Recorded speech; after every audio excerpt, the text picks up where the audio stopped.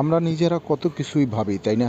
এইটা করব, সেটা করব, নিজের ইচ্ছায় অনেক কিছু করতে চাই, কিন্তু একবারও ভাবি না যে আমরা যতই চিন্তা করি না কেন, যদি আমাদের প্রভু সেটা আমাদের করতে না দেন, তবে আমরা সেটা করতে পারি না।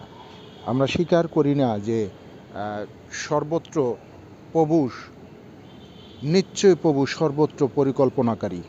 আমরা প্রভুকে ছাড়াই আমরা চেষ্টা করি যে অনেক কিছু করতে, কিন্তু না, আমরা এটা ভুল করে থাকি। আমরা যদি সবসময় চিন্তা করি যে প্রভুই আমাদের পরিকল্পনাকারী, তবে আমাদের সমস্ত কাজে তিনি সাহায্য করবেন। আমরা যদি প্রভুর প্রতি নত থাকি, প্রভুর প্রতি যদি বিশ্বস্ত থাকি, প্রভু আমাদের সমস্ত কাজকে আশীর্বাদ করবেন এবং মনের আনন্দে সেই সমস্ত কাজ আমরা করতে পারবো। কাজেই আসুন যেন আমরা প্রভুকে বাদ দিয়ে কোনো কাজ না করি। আমরা যে কোনো কাজই করি না কেন, যেন প্রভুকে সঙ্গে নিয়ে করি। বা অফিস থেকে বাসায় এসে কাজের সাথে জড়িত হয়ে গেলাম। হসপিটালে আমরা যাব, আমাদের এক ভাইয়ের মাধ্যমে আমরা এই পোশাকগুলি পেয়েছি।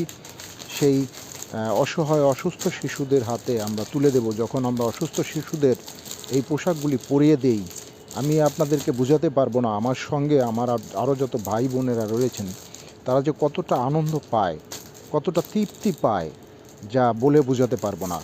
কাজেই আপনারাও শুরু করুন এই সুন্দর কাজ, দেখবেন অনেক আনন্দ পাবেন, অনেক